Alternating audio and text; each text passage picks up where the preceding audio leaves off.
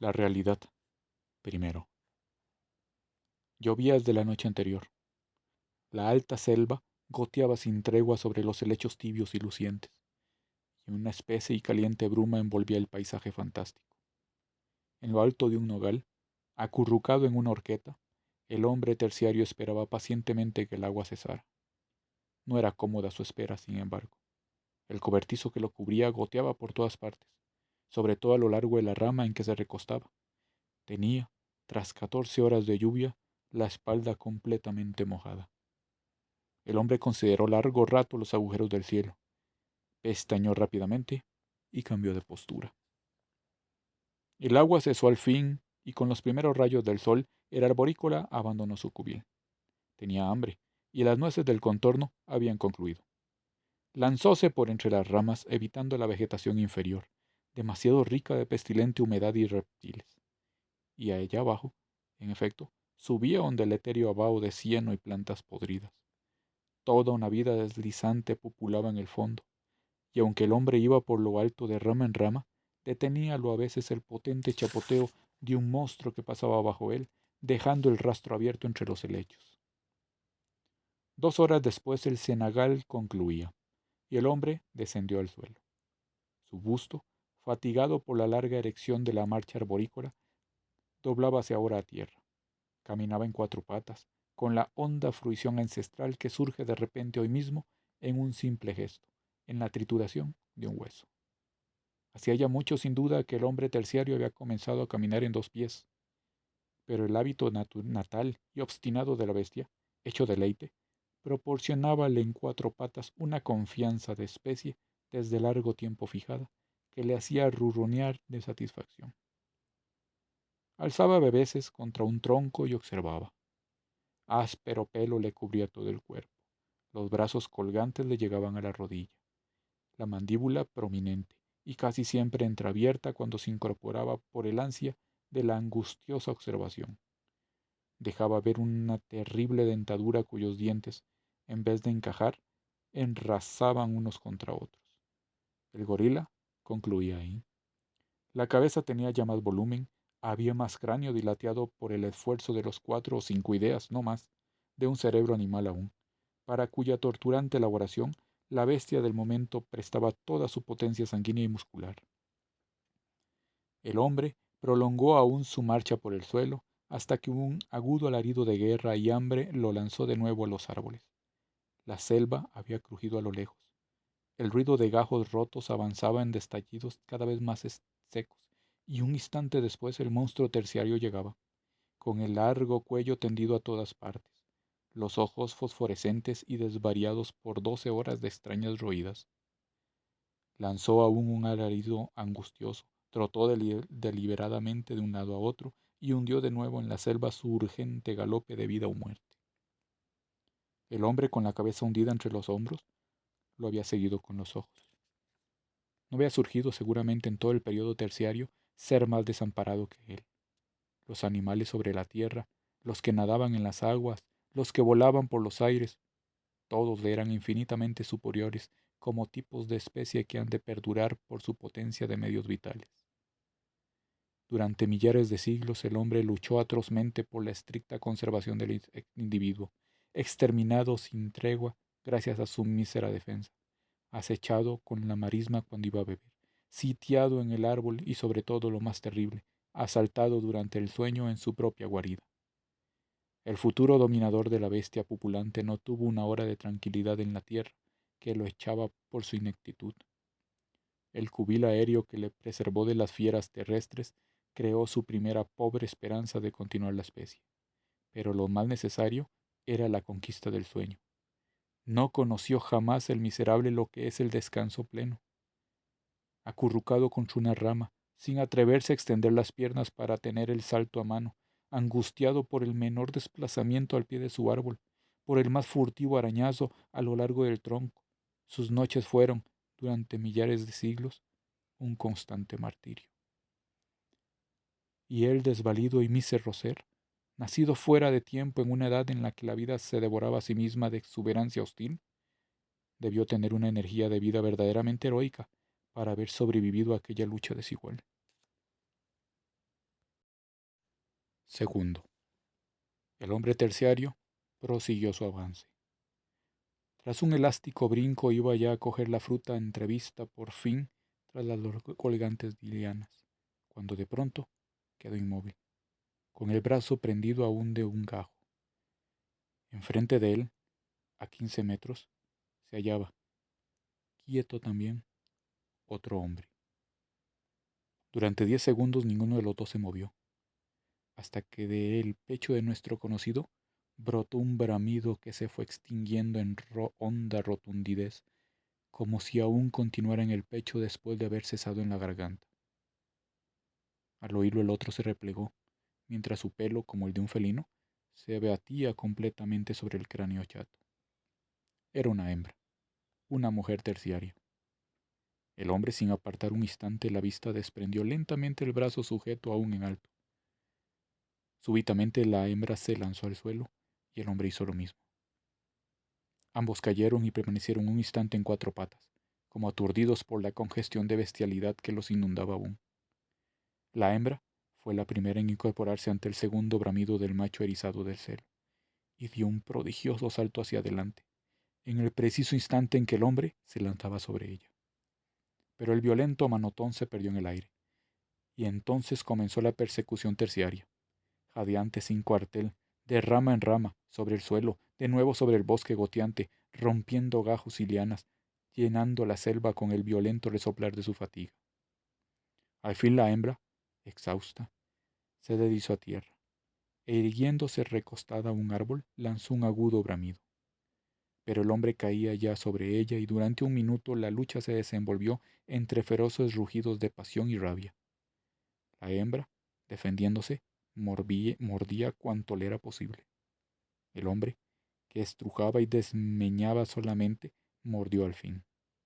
El chillido de la hembra herida puso fin al combate, y momentos después los amantes, amansados, se incorporaron con un mutuo gruñido de goce. La sombría soledad del hombre terciario iba tocando a su fin.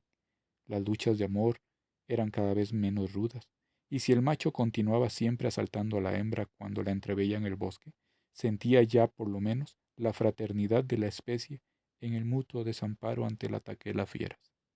Y algo más, seguramente, la mirada del hombre quien respondía a la mirada del otro hombre con un sentimiento de idéntica angustia que no era precisamente solo miedo animal, con un abatimiento que no era justamente modorra de bestia. La pareja volvió en paz al cubil. Tercero, era tarde ya, y el húmedo calor inundaba la selva de agobiante pereza. La guarida, con su paja mojada, no tentaba descansar en ella, de modo que la pareja se instaló en otra horqueta al amparo del sol. Allí, sentados en cuclillas uno al lado del otro, concluyeron de comer los cocos que se habían provisto al regreso. La fronda entera mugía ahora de un lloro de reptiles. El hombre sintió que el sueño lo invadía, y rodeando precaucionalmente con su brazo una rama, cerró los ojos confiado, pues ahora no estaba solo. La mujer, entretanto, miraba a su compañero. Había cogido un pelo del pecho del hombre y lo estiraba pensativa. Tornó a quedar inmóvil, observando el cubil mojado. Sí, allí llovía como en el suyo, como en todas las guaridas de los árboles. Agua, agua, agua. La sorda aspiración de la especie proseguía, delineándose cada vez más. Adquirir otra guarida más seca, más cómoda, más segura. Entretanto, la hembra se aburría. Miró a todos lados, con sueño a su vez. Descendió del árbol sin hacer el más leve ruido, y cuando se hubo alejado sigilosamente un tanto, trepó de nuevo la tupida fronda, emprendiendo un galope aéreo hasta su cubil. Cuando el arborícola, al despertar, se halló solo, gruñó un largo rato. Posiblemente la aventura tenía ya precedente, pero de todos modos el mal humor lo había invadido. Gruñendo aún se dirigió a abastecerse de nuevas frutas, y fue de este modo como, habiendo llegado a la vera azul del bosque, vio una familia terciaria que avanzaba por la llanura. Eran padre, madre y tres hijos. El hombre iba adelante, detrás los tres cachorros, y luego, bastante lejos, la mujer. Caminaban con la precaución de quien, esperando el peligro de costado, de delante y de detrás, avanza con los nervios tendidos en un solo resorte de inquietud. La noche caía ya. Una hora más en la llanura suponía la muerte en las garras de las fieras nocturnas. Urgía, pues, ganar el bosque. A 300 metros del observatorio aéreo en que el arborícola acechaba, una anfractuosa del terreno ocultó de repente a los viajeros. El cazador de frutas, inquieto y curioso, hubiera deseado salir a la descubierta, pero una precaución más fuerte, el temor de hallar propia guarida ocupada, lo lanzó hacia su cubil. Cuarto. Entretanto, al doblar el promontorio de rocas, el viajero terciario había visto un negro hueco entre las peñas. Su actitud advirtió instantáneamente a los que le seguían el peligro de la caverna. Los cachorros, como pequeñas fieras, corrieron a erizarse junto a su madre, mientras el hombre, con inmensa cautela, avanzaba hacia la caverna husmeando profundamente el aire. El suelo estaba rastrillado, pero las huellas no eran frescas. Llegó al fin a la roca, y su oreja peluda no percibió el más leve ronquido, ni a sus narices llegó el tufo amoniacal del felino inminente. La caverna estaba desierta, desocupada por lo menos, lo que equivalía para el hombre, desamparado en la noche, a la salvación. A pesar de todo no entró en ella, absorbiendo sin cesar el flavo hedor del cubil. La mujer y los cachorros, recogidos, esperaban. Por fin la familia entera avanzó. La caverna, vaciada en roca viva y honda de 20 metros, estaba clara aún por la luz que penetraba por una estrecha hendidura en lo alto. El piso blanqueaba de huesos partidos, y de los rincones sin ventilar, de entre las anfractuosidades de las paredes, el olor a bestia subía con crudeza. Esa caverna era, no obstante, algo infinitamente más confortable que la vieja guarida sobre un árbol. Al hombro, al hombre solo le era más fácil la vida y la defensa en lo alto de la selva, pero a la familia, a los cachorros no. Y el hambre misma iba cambiando de apetito. Las nueces y los cocos no la satisfacían más. Las raíces eran ya un ingrato alimento, y el primer hombre que, a imitación de lo que viera hacer a las fieras, devoró vivo al animal que había logrado vencer, afiló su primer naciente canino para la nueva senda de nutrición. La familia de la caverna había entrado ya en la era carnívora, pero esa noche su pobreza era completa. Nada. Sin embargo, suponía no comer un día o dos. Dentro de media hora comenzaría el descanso, recostados en cuclillas contra la pared, porque la seguridad del sueño era aún demasiado vaga para echarse en el suelo. El oído estremecido y alerta, y despertando cada 2 minutos. A pesar de esta martirizante vigilia, las masacres no se evitaban. El habitante de la guarida volvía esa misma noche o 2 días después. En uno u otro caso el hombre, impotente casi siempre para resistir a una fiera terciaria, vivía en los segundos subsiguientes al ronquido de la bestia que acababa de husmearlo, toda la angustia que ha devuelto y sigue devolviendo a la fiera maullante, con la mira inmóvil de su fusil. Quinto. La familia terciaria se cobijó en el fondo de la caverna y la noche cayó fuera, una noche sin luna y caliente. De vez en cuando el viento traía de las tinieblas el ululato del hambre de una fiera, y el cuádruple ronquido de los durmientes se cortaba de golpe. Los músculos se recogían, el pelo se levantaba, y la carne de los 4 míseros presentía ya en su erizada angustia la dentellada que tarde o temprano debía desgarrarla. Mas la noche pasó, y al amanecer la familia se dirigió a la selva. Arrancaron algunas raíces, hasta que el hombre lanzó de pronto un grito gutural. Los cachorros que masticaban en cuclillas se lanzaron a un árbol, a las ramas altas, mientras la madre se guarecía en la primera horqueta. Entretanto, el leve ruido de hojarasca indicaba un avance cauteloso. El hombre de las cavernas, oculto tras el árbol, asomaba apenas la cabeza. De la maleza desembocó un animal, algo como ciervo con cola rígida, y husmeaba inquieto, adelantando. El hombre giró silenciosamente alrededor del tronco, y cuando el cervato hubo pasado, cayó de atrás sobre sus cuernos con un áspero ronquido. Durante un momento el animal pudo mantener rígido su pescuezo contra los terribles brazos que lo doblaban hacia atrás, pero cedió, y el sordo mugido y el crack de las vértebras rotas que cantaban en la carne palpitante, la familia lanzó gritos salvajes. Volvieron a la caverna, aunque el padre debió gruñir incesantemente para contener a los cachorros, que saltando querían clavar los dientes en la presa. Sexto. El arborícola, el hombre aún frugívoro que había atisbado a la familia el día anterior, volvió a la mañana siguiente a rondar el paraje sospechoso. Hojeó largo rato los contornos con las orejas alerta, sin mayor resultado, hasta que al fin oyó un largo grito, a que respondían dos más débiles. El merodeador conoció por el timbre que los que él había entrevisto 12 horas antes estaban allí. Descendió del árbol y con gran sigilo fue acercando al lugar de donde habían partido las voces. Al llegar al límite de la selva, tornó a sentir otro grito humano que salía de un hueco de la piedra. A pesar de esta evidencia, el secular temor de la caverna y a la voz de muerte que surgía de ella, le encogió súbitamente los músculos en solo haz de defensa.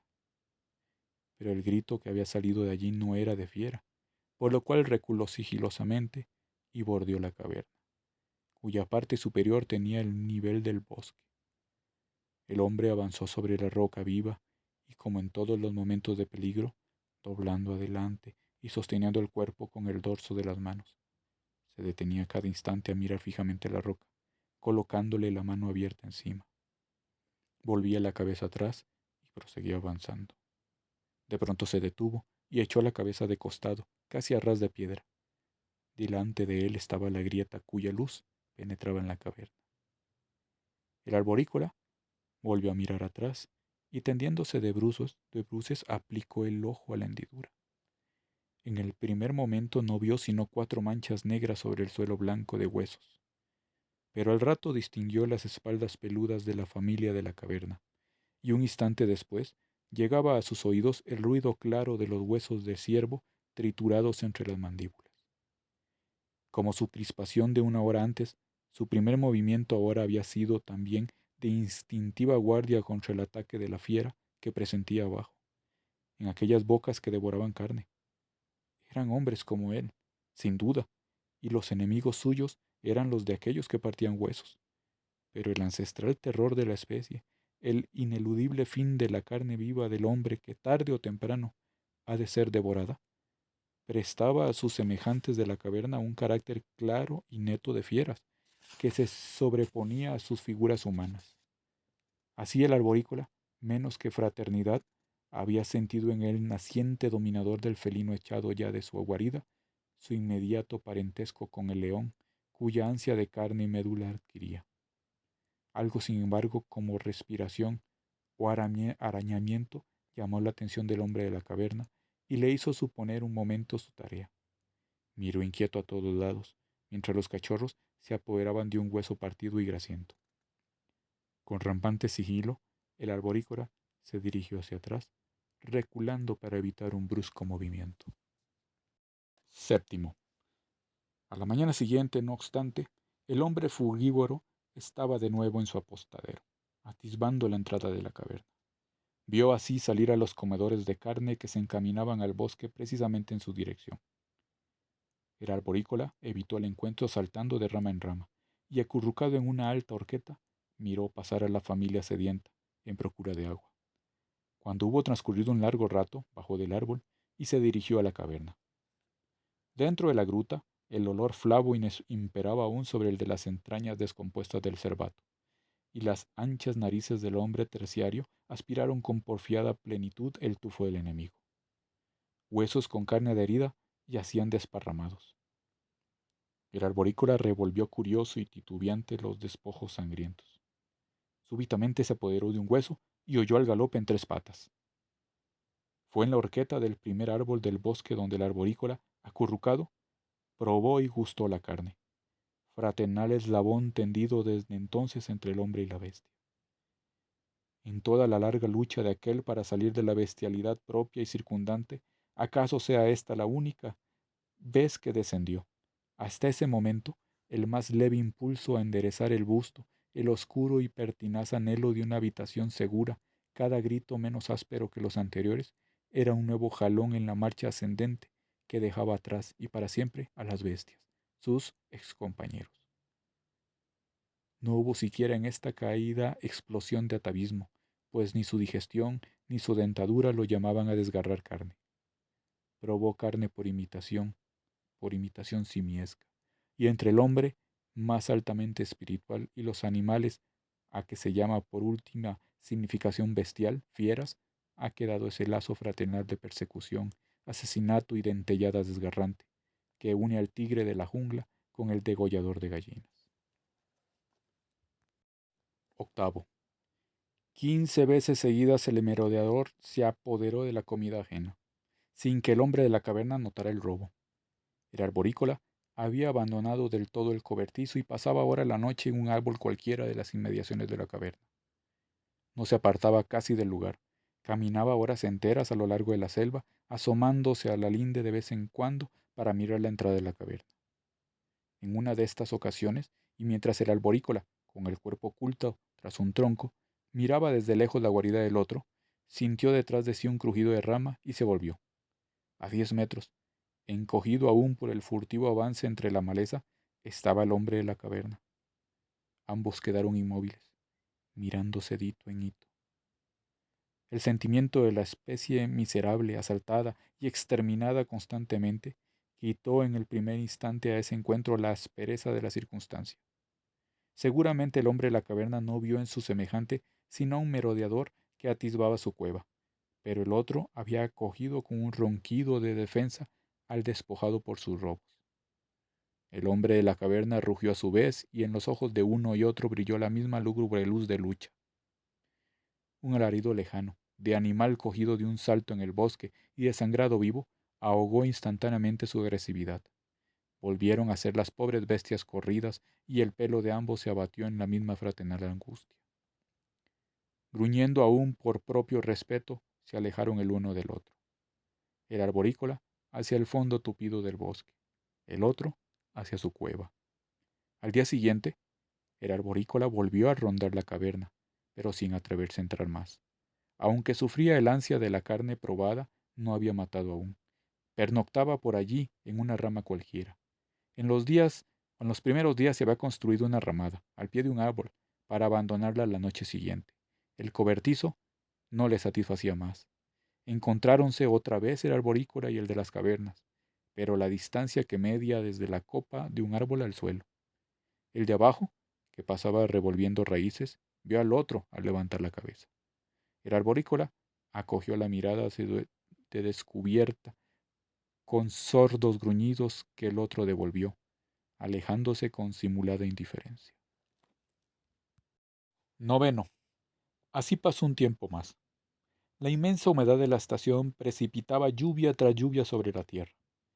La selva caliente humeaba sin cesar, y en el vaho sofocante de los pandanos, las culebras recién nacidas en el mundo se henchían de sapos.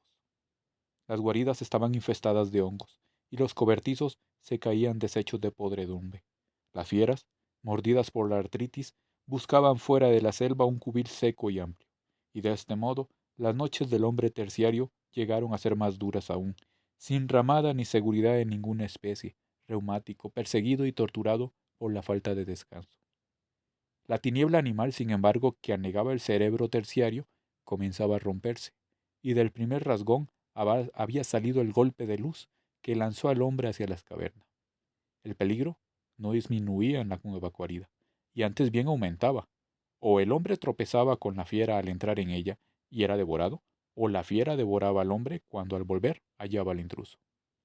Sin más armas que un palo, una masa que por su peso cohibía forzosamente la rapidez de movimientos, el hombre terciario debió conocer todas las angustias del cuerpo a cuerpo fatal para él de antemano.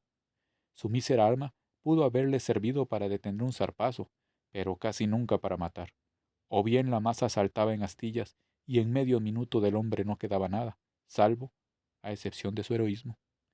Este era el triunfo de la inteligencia humana que nacía ya, la tenacidad en luchar, todo el valor y la fe en la especie que suponía esa incesante disputa de la caza a monstruos 100 veces más poderosos que él.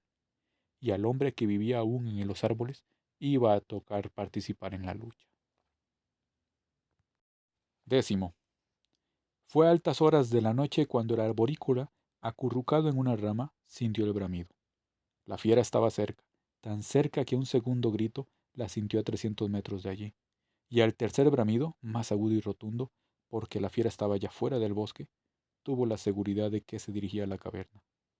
Luego, el león o espelea, internado en el bosque durante días y días, regresaba a su guarida, y ello suponía la pérdida irremisible del otro hombre, el usurpador.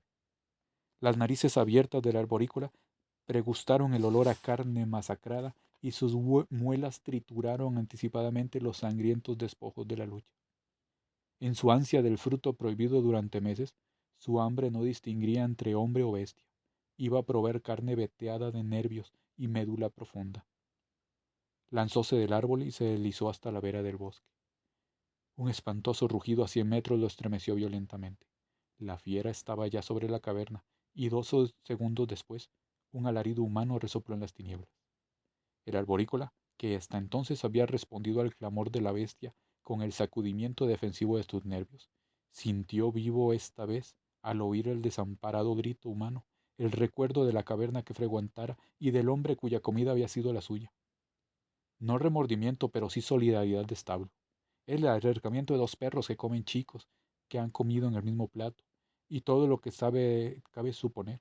Fraternidad de chacales ante león, anhelo cada vez más preciso de la caverna, agresividad de aguilucho que, aunque implume, se apoya ya en la realeza que ha de venir. Lanzó la arborícola a la lucha. 11. Cuando la primera advertencia despertó a los durmientes, el padre no sufrió mayor inquietud, pues noche a noche los bramidos cargaban las tinieblas. El segundo rugido, mucho más cerca, le hizo poner de pie, y al tercero se convenció de que estaba perdido.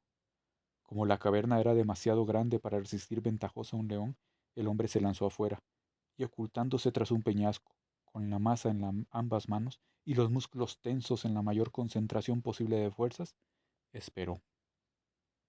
Oyó en el choque de 2 guijarros el paso furtivo del león que se acercaba, y cuando estuvo a 5 metros, sintió el roce de su crin contra la roca. En ese instante la fiera, olfateando el peligro, saltaba de costado, mientras el formidable mazazo del hombre partía el palo contra las piedras.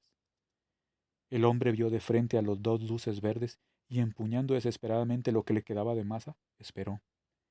La fiera saltó, y esta vez un golpe claro, astillante, seguido de un agudo rugido, probó que la masa había tocado, pero al mismo tiempo el arma se escapaba de las manos del hombre.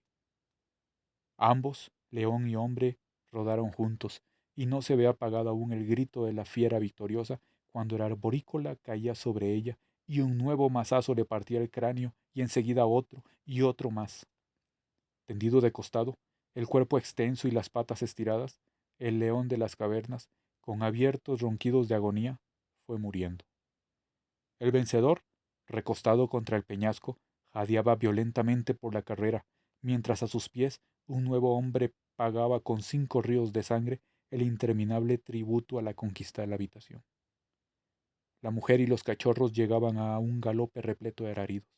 Cayeron sobre el león, y mientras la mujer con una piedra masacraba el cráneo del monstruo, los cachorros, roncando confundidos, mordían la carne de la fiera. 12. Media hora después, el arborícola y su nueva familia, saciada su hambre y su rabia, entraban en la caverna. A medianoche, rugidos continuos y cada vez más próximos les indicaron que la hembra del león volvía a su vez a la guarida. El terror a la bestia, mitigado por el efímero triunfo anterior, relajó sus nervios. Ya nada podían hacer. La distancia a los árboles era insalvable. Los cachorros se apelotonaron contra el dorso de su madre en un solo erizo de ojillos crueles y espantados. Dentro de un instante la leona, que ya bramaba sin cesar al olor de la sangre, caería sobre su macho muerto. El hombre, desesperado, corrió al lugar de la lucha. Sacó la cabeza desmelenada tras el peñasco en que se había enroscado el otro y devoró las tinieblas. De su angustia mortal, de toda su carne, horripilada por el zarpazo inminente, surgía esta terrible impresión. La fiera entraría. Sí entraría. Y en esos 2 minutos de agonía, en que sus ojos mordieron enloquecidos la angustia de la entrada, todos los terrores de la raza humana, corrida siglos y siglos de su guarida por las bestias, encendieron en el espeso cerebro del hombre el primer rayo de verdadero genio. Con un gruñido jadeante, a que hacía eco el formidable bramar de la leona, ya sobre él, se lanzó a los peñascos, y con un esfuerzo titánico hizo rodar un bloque hasta la entrada de la caverna, en cuyo alveolo cayó pesadamente. Tuvo apenas tiempo de deslizarse bajo él. La leona se estrelló contra la piedra con un rugido que retumbó en los corazones aterrados, y se obstinó allí horas y horas. Pero cuando los hombres terciarios se convencieron de que la bestia no entraría, y la caverna era, por consiguiente, inexpugnable, los rugidos de la fiera fueron respondidos de adentro con pedradas y grandes alaridos. La casa y el sueño estaban conquistados para siempre.